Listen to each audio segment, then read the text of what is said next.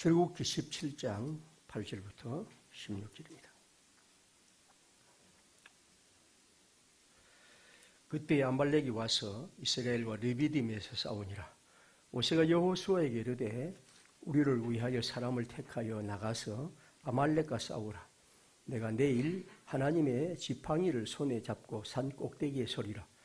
여호수아가 모세의 말대로 행하여 아말렉과 싸우고 모세와 아론과 훌은 산 꼭대기에 올라가서 모세가 손을 들면 이스라엘이 이기고 손을 내리면 아말렉이 이기더니 모세의 팔이 피곤함에 그들이 돌을 가져다가 모세의 아래에 놓아 그가 그 위에 앉게 하고 아론과 훌이 한 사람은 이쪽에서 한 사람은 저쪽에서 모세의 손을 붙들어 올렸더니 그 손이 해가 지도록 내려오지 아니한지라. 여호수아가 칼날로 아말렉과 그 백성을 쳐서 무찌르니라. 여호와께서 모세에게 이르시되 이것을 책에 기록하여 기념하게 하고 여호수아에 외어 들리라. 내가 아말렉을 없이하여 천하에서 기억도 못하게 하리라. 모세가 제단을 쌓고 그 이름을 여호와 니시라 하고 이르되 여호와께서 맹세하시기를 여호와가 아말렉과 더불어 대대로 싸우리라 하셨다 하였더라. 아멘. 이 시간 권고를 드린 것처럼 오늘 최무훈 목사님 설교하겠습니다. 다 함께 은혜 받기 바랍니다.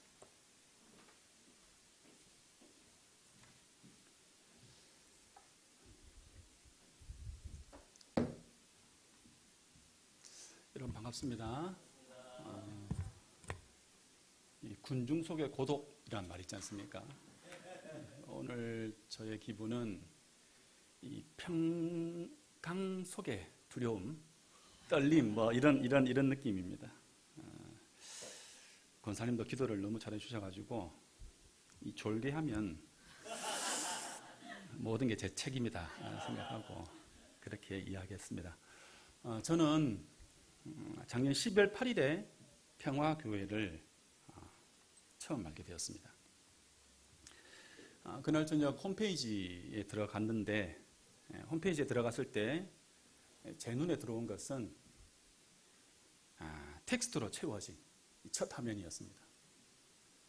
상단에 사진이 있긴 했지만 눈에 들어오지 않을 만큼 이 텍스트로 꽉 차 있는 홈페이지를 봤습니다. 마치 이 네이버나 다음만 이용하던 사람이 구글 홈페이지에 들어갔던 느낌, 그런 느낌을 받았습니다. 이미지를 최대한 노출시키지 않는 그런 컨셉이었던 것 같습니다. 심지어 목사님이 어떤 분인가 해서 클릭해서 들어갔는데 거기에도 사진이 없습니다. 세 분 목사님의 성함과 그분들에 대한 소개로 이렇게 채워져 있었습니다. 이런 스타일의 홈페이지는 처음 본 것이죠. 필리핀의 피자 가게에서 당시 저에게 아주 신선했던 피자 메뉴가 있었습니다. 이 피자의 이름도 아주 직관적입니다. 이 고기를 여러분 미트라고 그러잖아요. 이 피자 이름이 미트러버, 고기를 사랑하는 사람, 이런 의미겠죠. 이 이름에 걸맞게 토핑은 오직 미트볼만 올라가 있습니다. 어떤 것도 올라가지 않고 오직 미트볼만 올라가 있는 그런 피자를 본 것이죠. 벌써 19년이 지났는데도 기억에 생생합니다. 제가 받은 평화교회 홈페이지의 첫인상은 아마 이렇듯 오래 아마 기억될 것 같습니다. 교회 건물을 주보나 홈페이지에 게시하지 않는 교회들이 있긴 합니다. 그것이 중요하지 않기 때문에 그렇게 하지 않는 것이죠. 그런데 그런 교회를 보긴 했지만 목사님의 소개란에 사진이 없는 것은 처음이었습니다. 아주 신선했습니다. 참고로 저는 미트러버 이 피자를 아주 좋아합니다. 이 평화교회를 올 때마다 가장 먼저 눈에 들어오는 것이 배너인데요. 저는 평화교회의 배너를 네이버 지도에 있는 이 거리뷰라는 것을 통해서 제일 먼저 보게 됐습니다. 그때가 아마 작년 12월 8일이었기 때문에 교회에는 이 성탄절 현수막이 아마 배너가 걸려 있었을 것이고 제가 본 배너는 아마 다른 것이었을 겁니다. 그래서 이게 너무나 독특하고 신기해서 이 자유 게시판에 들어가서 모든 배너를 다 한번 이렇게 훑어봤어요. 처음부터 끝까지. 현재 네이버 지도 거리뷰에 이렇게 올라와 있는 배너는 이거죠. 뿌리가 깊어야 싹을 밀어 올린다. 올해 3월 배너입니다. 이 다음 지도는 또 안 보면 안 되잖아요. 그죠? 그래서 로디뷰를 통해 가지고 한번 봤는데 23년을 시작하는 1월의 배너입니다. 공감 어린 사랑, 사심 없는 정의, 시들지 않는 희망, 굳건한 연대. 저에게 평화교회의 외벽에 게시된 배너는 아주 남달랐습니다. 마치 이 반가운 혹은 이 동지를 만난 듯한 어떤 그런 느낌이었습니다. 뭐 여기에는 과장이 1도 없습니다. 제 진심이죠. 일본어로 여러분 느낌이라는 것이 이 칸지라고 그래요. 여기에 이제 국어 뭐뭐 나다 이렇게가 붙으면 칸지 나다. 그러니까 이걸 우리가 요즘의 말로 간지나다라는 말을 쓰지 않습니까? 그렇답니다. 여러분 사투리로 하면 어떻습니까? 간지나다, 까리하다 이렇게 말하죠, 그죠? 저에게 평화교회의 옥의 배너는 이 간지나는 아니면 까리한 그러면서도 울림이 있는 그런 것이었습니다. 다르게 말하면 평화교회에 대한 호감과 강한 호기심을 갖게 하는 것이 평화교회 옥의 외벽에 붙어 있는 배너였습니다. 오늘 저는 배너에 대한 이야기를 좀 하려고 합니다. 본문에는 배너란 표현은 없는데 무슨 배너의 이야기를 하는가라고 할 수 있지만 모세가 쌓은 제단을 여호와 니시라고 했죠. 이 니시가 영어식 표현으로 배너입니다. 이 배너는 이 특정 부대의 로고나 표식을 이렇게 새겨 놓은 겁니다. 그래서 부대 깃발, 뭐 주의 깃발 이렇게 그런 용도로 사용이 되는 것이죠. 중세시대 전투 장면에서 보면 우리가 흔히 이 배너를 쉽게 찾아볼 수 있습니다. 모세가 아말렉에게 승리한 이후에 제단을 쌓고 그 제단을 여호와 우리의 배너, 여호와 니시 이렇게 명명한 겁니다. 이어서 이렇게 선언하고 있습니다. 16절의 말씀입니다. 제가 한번 읽어보겠습니다. 여호와께서 맹세하시기를 여호와가 아말렉과 더불어 대대로 싸우리라. 그런데 16절 여러분 상반절은 이 번역본에 따라서 다양하게 번역이 됩니다. 보시는 것처럼 기억기정에서는 여호와께서 맹세하시기를 이렇게 번역을 했는데 새 번역에서는 주의 깃발을 높이 들라 이렇게 번역한 영어 번역이 많이 있습니다. 또 다른 번역에는 손이 여호와의 보좌를 대적함으로 라는 전혀 다른 의미로도 해석합니다. 뜻이 너무 다르기 때문에 딱히 이것이 맞다 저것이 맞다라고 할 만한 근거들이 사실은 서로 간에 조금 부족합니다. 그래서 그런데 다행한 것은 이 16절 후반절은 거의 대부분이 동일하게 번역을 합니다. 여호와가 아말렉과 더불어 대대로 싸우리라 하였더라 이렇게 번역을 하고 있습니다. 다시 말해서 여호와가 아말렉과 더불어 대대로 싸우리라 라고 하는 것은 분명한 하나님의 메시지다라는 것이죠. 여기서 중요한 것은 하나님께서 하시려는 말씀이 다름 아닌 아말렉과 대대로 싸우겠다라는 겁니다. 그래서 여호와 니시, 즉 여호와의 배너가 상징하는 것은 다름 아닌 아말렉과 대대로 싸우겠다라는 것입니다. 아말렉과 대대로 싸우리라는 말씀은 거기 말씀의 핵심에는 이 대대로라는 표현이 있습니다. 이와 비슷한 표현이 14절에도 나오는데요. 14절 후반절을 보시면 내가 아말렉을 없이하여 천하에서 기억도 못하게 하리라 라고 하십니다. 다시 말해서 아말렉이 역사에서 사라질 때까지 용서 없는 응징을 하실 것이다 라고 말씀하시는 것이죠. 사실 여러분 하나님의 이런 모습은 아주 예외적이다라고 할 수 있습니다. 이 아말렉의 죄에 대해서 내가 반드시 징벌하겠다, 심판하겠다 라는 말씀들은 우리에게 익숙합니다. 죄를 지었기 때문에 공의의 하나님께서 징벌하시겠다, 반드시 그 죄를 갚겠다 이래 말하는 것은 특별하지 않은 것이죠. 그런데 아말렉이 역사에서 사라질 때까지, 다시 말해서 대대로 뿌리를 뽑을 때까지 끝까지 싸울 것이다, 이렇게 말씀합니다. 이런 표현은 아주 이례적입니다. 비교될 수밖에 없는 것이 여러분 아수르라는 나라입니다. 아수르에 대한 여러분 하나님의 태도가 어땠습니까? 아시다시피 고대 근동시대에서 천하의 악한 나라가 아수르였습니다. 아주 잔인한 나라였죠. 그런데 그런 아수르에게도 하나님께서 어떻게 대하셨는가? 아시다시피 요나를 보내서 회개의 기회를 주시죠. 그런 하나님께서 여러분 아말렉에게 이렇게까지 하신다라는 것은 이례적일 수밖에 없는 것이죠. 분명한 의도와 뜻이 있는 겁니다. 하나님은 모세에게 14절 전반부에서 이런 명령을 하십니다. 14절입니다. 같이 한번 읽어볼까요? 모세에게 이르시되 이것을 책에 기록하여 기념하게 하고 여호수아의 귀에 외워 들리라. 내가 아말렉을 없이하여 천하에서 기억도 못하게 하리라.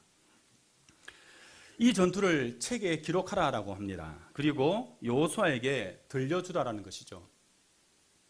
이 여호수아는 이스라엘을 대표하는 사람이기 때문에 이스라엘 전체에게 이 사건, 이 전투를 이렇게 들리도록 그렇게 하라는 것이죠.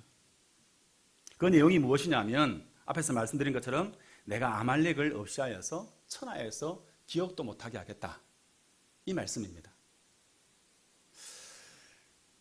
여기서 우리가 질문을 할 수밖에 없죠. 하나님은 아말렉에 대해서 왜 이렇게까지 이례적인 요구를 하시는가, 이런 맹세를 하시는가, 그렇지 않습니까? 자, 아말렉과 여러분 비교해 볼 수 있는 나라가 아까 아수르라고 그랬습니다. 긴 시간적인 차이가 있지만 이 아수르는 아주 악한 나라라고 했습니다. 그런데 그런 아수르에게 하나님께서는 용서의 기회를 제공해 주셨는데 아말렉에게는 그렇게 하지 않았습니다. 왜 그럴까? 어떤 차이가 있을까? 하나님께서는 왜 이렇게 유독 이례적인 맹세를 하고 계신 걸까? 이에 대한 대답을 우리가 오늘 본문에서는 찾아볼 수 없죠. 그런데 모세가 이 전투를 회상하는 장면이 있습니다. 그것이 바로 신명기에 나오는데요. 먼저 신명기 25장 17절, 18절을 우리가 보도록 하겠습니다. 제가 읽겠습니다. 너희는 애굽에서 나오는 길에 아말렉이 내게 행한 일을 기억하라. 곧 그들이 너를 길에서 만나 내가 피곤할 때에 내 뒤에 떨어진 약한 자들을 쳤고 하나님을 두려워하지 아니하였느니라. 19절입니다. 그러므로 내 하나님 여호와께서 내게 기업으로 주어 차지하게 하시는 땅에서 내 하나님 여호와께서 사방이 있는 모든 적군으로부터 내게 안식을 주실 때에, 같이 할까요? 너는 천하에서 아말렉에 대한 기억을 지워버리라. 너는 잊지 말지니라. 이 성경은 하나님께서 아말렉을 천하에서 없이 하겠다, 대대로 싸우겠다라고 하신 이유를 알려주고 있습니다. 그 이유는 바로 약한 사람들을 공격했기 때문이다 라고 말씀합니다. 17절과 18절을 다시 보시면 아말렉의 군인들이 저항할 힘이 없는 민간인들을 무참하게 살해했습니다. 더군다나 그 민간인들은 무리에서 비춰져 있었던 약한 사람들이었습니다. 모르긴 몰라도 여러분, 이 악한 사람들, 이 약한 사람들에는 무리를 따라가기 힘들었던 그러한 사람들이겠죠. 노인이든지 어린이들이든지 아니면 병약한 사람들이든지 심지어 장애인도 포함되어 있었을 겁니다. 그래서 이 약한 자들에 대한 이 아말렉의 공격은 적군에 대한 공격이 아닌 것이죠. 이는 약한 사람들을 살해, 학살한 것입니다. 저항할 힘이 없는 사람을 의도적으로 짐승을 잡듯이 목숨을 끊어버린 것이죠. 약자에 대한 고의적인 살인입니다. 이에 하나님께서 이스라엘에게 이렇게 명령하시는 겁니다. 신명기 25장 19절 하반절의 말씀, 너는 천하에서 아말렉에 대한 기억을 지워버리라. 너는 잊지 말지니라. 아말렉이라는 이 대상 자체가 중요한 것이 아니라 이런 일들은 세상에서 존재할 수 없다라는 겁니다. 이러한 악을 하나님께서 제거하시고 이것을 위해서 끝까지 싸우시겠다, 그 말씀을 하시는 것이죠. 하나님께서 맹세하고 계십니다. 이스라엘아 너는 아말렉을 잊지 말아라. 잊지 말고 세상에서 아말렉의 존재를 지워버리라. 아말렉의 무정함에 대한 심판이기도 하지만 그보다 구약 전반에서 발견될 수 있는 약자들에 대한 하나님의 특별한 관심과 긍휼의 마음을 우리는 읽어낼 수 있습니다. 가난한 사람들과 고아와 과부에 대한 하나님의 비상한 관심, 이것은 구약 전반에 신약에 걸쳐서 우리가 찾아볼 수 있는 하나님의 마음입니다. 소선지서 가운데서 최초의 문서 선지서가 아모스서입니다. 이 아모스서는 심판으로 시작해서 심판으로 끝난다 해도 과언이 아닙니다. 아모스서 4장 1절의 말씀입니다. 같이 한번 읽어볼까요? 시작. 사마리아의 산에 있는 바산의 암소들아 이 말을 들으라. 너희는 힘없는 자를 학대하며 가난한 자를 압제하며 가장에게 이르기를 술을 가져다가 우리로 마시게 하라 하는도다. 심판이 주제인 이 아모스서는 5장이 주제장입니다. 이 주제장 앞뒤에 4장과 6장이 나오는데 그 내용은 하나같이 가난한 사람들을 착취하고 자기 배를 불리는 공의를 차버린 부자들에 대한 힘 있는 자들에 대한 심판의 메시지입니다. 그 말씀 중에 하나가 금방 읽었던 4장 1절의 말씀인 것이죠. 게다가 여러분 3장의 주제는 보응입니다. 여호와의 보응. 이 보응의 이유가 무엇이냐? 역시나 마찬가지입니다. 가난한 사람들에 대한 학대와 포악과 겁탈입니다. 3장 2절입니다. 제가 읽어보겠습니다.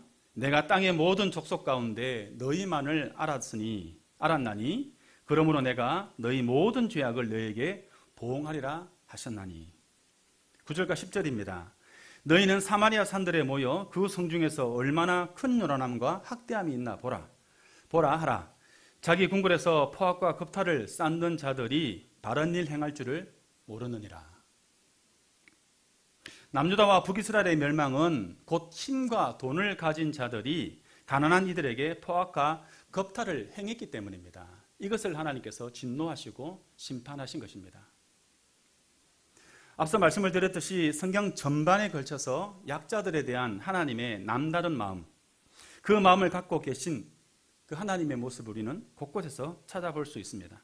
심지어 소선지서의 경우에는 가난의 문제와 가난한 자들과 약한 자들에 대한 말씀을 빼고서는 말할 수 없을 만큼 소선지서를 채우고 있는 것이 이러한 주제입니다. 해서 아말렉에 대한 용서 없는 무관용 원칙을 적용하신 것은 약한 자들, 그들을 공격한 것에 있고 하나님은 이 아말렉에게서 약자들을 지켜내시기 위하여서 맹세하시고 있는 것이죠. 전투와 관련해서 여러분 한 가지 우리가 더 살펴볼 것이 있습니다. 이 아말렉과의 전투는 전투 자체로 다른 전투와는 좀 비교가 됩니다. 이 특이점이 있다는 거예요. 그것은 바로 아말렉과의 전투가 치열한 전투였다는 겁니다. 여러분 전투가 원래 다 치열하지 않습니까?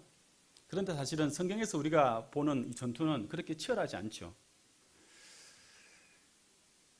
실제 이스라엘이 이긴 전투의 대부분을 보면 손쉽게 이긴 승리다라고 할 수 있습니다. 가끔 여러분 힘든 전투를 하기는 합니다. 하지만 그렇다고 해서 전세가 지고 있다가 이기고 있다가 이렇게 왔다 갔다 하는 그런 전투는 없습니다. 다시 말해서 적을 완전히 소탕하기 위해서 시간이 부족해서 힘이 든 전투는 있었지만 아말렉과의 전투에서 보시는 것처럼 밀고 밀리는 그런 식의 전투는 찾아볼 수 없는 것이죠. 더군다나 하나님께서 이스라엘 손에 그 적을 붙인 경우에서는 어떻습니까? 이런 전투의 양상이 아닌 것이죠. 하나님께서 이스라엘에게 이기게 하실 때에는 일방적으로 이기게 하십니다. 그런데 아말렉과의 전투는 그 목적이 아말렉을 심판하는 것에 있습니다. 그렇다면 우리는 당연히 하나님께서 아말렉을 손쉽게 이기게 하신 것이 맞는 것이죠. 근데 여러분 왜 이렇게 하나님께서는 아말렉의 전투를 치열한 전투로 이끌고 가셨을까라는 의문을 가질 수 있죠. 보통은 여러분 적진에 번개가 떨어지든지 이 번개에 맞아 죽든지 아니면 그 적진 자체가 그냥 자중질환에 빠지든지 이렇게 해서 승리가 이스라엘에게 돌아갑니다. 그런데 하나님께서는 왜 아말렉의 전투를 이렇게 치르셨을까? 이유는 여러분 단 하나밖에 없죠. 하나님께서 이 전투에 대한 그림을 그렇게 그리신 겁니다. 하나님의 그림은 아시는 것처럼 일단 모세가 지팡이를 들고 모두가 보이는 언덕 위에 서게 하십니다. 여호수아는 부대를 이끌고 아말렉과 맞서 싸우는데 들고 있던 모세의 팔이 떨어지면 이스라엘의 전세가 불리하게 돌아갑니다. 그래서 이것을 보고 있던 아론과 훌이 어떻게 합니까? 모세의 팔을 들어서 팔이 떨어지지 않도록 도와줍니다. 그러면 다시금 이스라엘이 승기를 붙잡고 결국에는 승리하게 되는 것이죠. 이것이 하나님의 그리신 그림입니다. 그래서 이번 전투를 이런 식으로 치르게 하신 그 의도는 다름 아닌 이스라엘이 직접 이 전투에 전면에 나서서 싸우게 하신 것입니다. 다시 말해서 아말렉과의 전투는 하나님의 전투이자 이스라엘의 전투라는 것을 가르쳐주고 싶은 것이죠. 그런데 여러분 여기서 더 중요한 것이 있습니다. 아말렉과의 전투는 일회성이 아니라 아말렉이 천하에서 기억도 못하게 될 때까지 이 아말렉과의 전투는 지속되어야 할 전투다라고 말씀하십니다. 이 전투의 성격은 분명합니다. 약자를 아말렉의 공격에서 지켜내는 것입니다. 그런데 이 전투를 하나님 스스로 홀로 감당하시는 것이 아니라 우리로 이 전투에 참여시키고 있다는 겁니다. 그리고 이 전투는 계속적으로 이어져야 한다는 것이죠.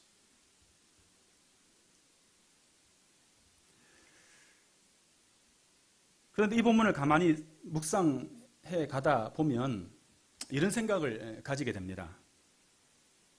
이 싸움, 이 전투의 가장 큰 적은 누구겠는가? 바로 우리 자신이라는 것이죠. 왜냐하면 굳이 하지 않아도 되는 전투일 수 있습니다.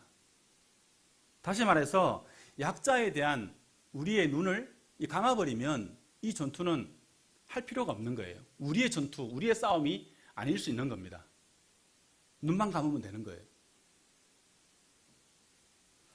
우리 사회에서 약자들의 고통이 커져가고 있는 이유 중에 하나는 약자들에 대한 행동하지 않는 이 부작위라고 그러죠. 이 부작위가 점점 더 성행해 가고 있기 때문이다라고 할 수 있겠습니다. 점점 더 약자들에 대한 관심과 도움과 지원이 줄어듭니다. 정부로서 해야 할 책임을 방기해버리는 것이죠. 말 그대로 부작위적인 죄가 이 사회 가운데 만연하고 있습니다. 굳이 아말렉과 싸워야 할 필요를 느끼지 못하는 것입니다. 아말렉과 대대로 싸우리라 라는 이 배너가 세워졌음에도 불구하고 그것에 반응하지 않습니다. 굳이 적극적으로 정의롭게 공평하게 정직하게 살지 않아도 된다라고 생각하는 생각들이 성행해 간다라는 것이죠. 약자들을 공격하지는 않지만 돕지 않는 모습, 이것은 하나님의 관점으로 볼 때에 부자기적인 죄, 행하지 않는 죄인 것이죠. 그럴수록 여러분, 아말렉의 위력은 점점 강해지고 약자들에 대한 위해가 점점 더 가중되고 있는 것이죠. 벌써 1년이 되어갑니다. 이 가족들을 포함한다면 수천 수만의 전세 사기 피해자들이 발생했습니다. 아직도 그 피해를 받지 못하고 있습니다. 이들에 대해서 정부가 내놓는 정책은 총 9가지가 되는데, 대책이 9가지인데 실제적으로 한 블로그에 올라와 있는 내용을 보면 그 당사자가 글을 올렸는데 5가지는 기본적으로 애초의 자격에 해당되지 않는다는 겁니다. 그리고 이 건물이 공매나 경매로 넘어가지 않는 이상 의미 없는 정책들, 그리고 20년을 원룸에 살면서 이 빚을 해결해 가지 않는 이상 이 9가지의 죄책이 다 의미가 없다라는 겁니다. 그들은 지옥 같은 현실을 하루하루 견디고 있습니다. 대부분이 평범한 노후를 생각했던 사람들이고 원룸의 생활을 벗어나려고 했던 청년들이고 전세금이 전재산이었던 사람들이 너무나 많습니다. 심지어 여러분, 이국 땅에서 모진 고생 끝에 마련한 전세금을 잃게 된 외국인 노동자들은 정당한 보상의 과정에서도 차별을 당하고 있습니다. 그런데 이 정부는 비현실적인 대책을 내놓고 강 건너 불구경을 하고 있는 것이죠. 시편 82편의 말씀입니다. 하나님께서 신들에 대한 재판을 하시는 천상 법정을 묘사하고 있는데요. 하나님은 신들에게 악인을 바라지 않는 죄와 공정한 재판을 하지 않는 죄를 묻고 있습니다. 부자기적인 죄에 대하여서 지적하시는 것이죠. 그런데 그 가운데 하신 말씀이 3절과 4절입니다. 같이 한번 읽어보겠습니다. 가난한 자와 고아를 위하여 판단하며 곤란한 자와 빈궁한 자에게 공의를 베풀지며 가난한 자와 궁핍한 자를 구원하여 악인들의 손에서 건질지니라 하시는도다. 가난한 자들과 고아와 같은 약자들에 대한 적극적인 행동을 명령하고 계십니다. 다시 말해서 약자들을 악인들, 즉 부자들과 힘 있는 자들의 횡포에서 포갑에서 지켜내라는 겁니다. 그렇게 하지 않는 것은 죄다라고 말씀하십니다. 부자들의 뇌물을 받아서 가난한 자들에게 불리한 판결을 하는 것은 죄다. 그 말씀을 하고 있는 것이죠. 행동하지 않는 것, 그것이 죄임을 말씀하고 있습니다. 그런데 그러한 생각들이 점점점 흐려지고 있다는 것이죠. 하지 말아야 할 것을 하지 않는 것으로 사회적 책무를 다했다라고 생각하는 것들이 우리 사회를 덮어가고 있다는 겁니다. 약자들에 대한 하나님의 명령에 바르게 반응하기 위해서는 행동이 뒤따라야 하는 것이죠. 돌아봐야 하고 도와야 하고 찾아가서 손을 내밀어야 하는 것입니다. 아말렉과 같이 하지 않는 것으로 나는 불의하지 않다라고 생각하는 것은 착각입니다. 시편 80편의 기자의 입을 통해서 하나님께서 우리에게 말씀하시는 것은 이것입니다. 가난한 자와 궁핍한 자를 구원하여 악인들의 손에서 건질지니라. 여름방학이 끝나가고 있는데요. 이 교회의 7월과 8월은 배너의 시즌이다라고 할 만큼 많은 배너들이 부착됩니다. 모든 부서에서 여름 행사를 위한 배너들이 걸려지고 각자의 필요에 따라서 걸려지는 배너들이다라고 생각할 수 있습니다. 그런데 어느 때보다 힘든 시간을 보내고 있다고 할 수 있는 이 땅에 약한 자들의 생존과 그들의 호소와 몸부림을 대변하는 배너들은 우리가 찾아볼 수가 없죠. 약자들 도웁시다. 약자들에게 관심을 가집시다. 이런 배너를 붙이라는 것은 아니지 않겠습니까? 온 교회가 여름 행사를 위해서 기도로 뜨거운 여름을 지나고 있는 가운데 아말렉의 세력에 대항하고 그들로부터 약자들을 보호해 주시기를 구하는 이 기도의 제목들을 우리가 들어보기가 힘든 것 같습니다.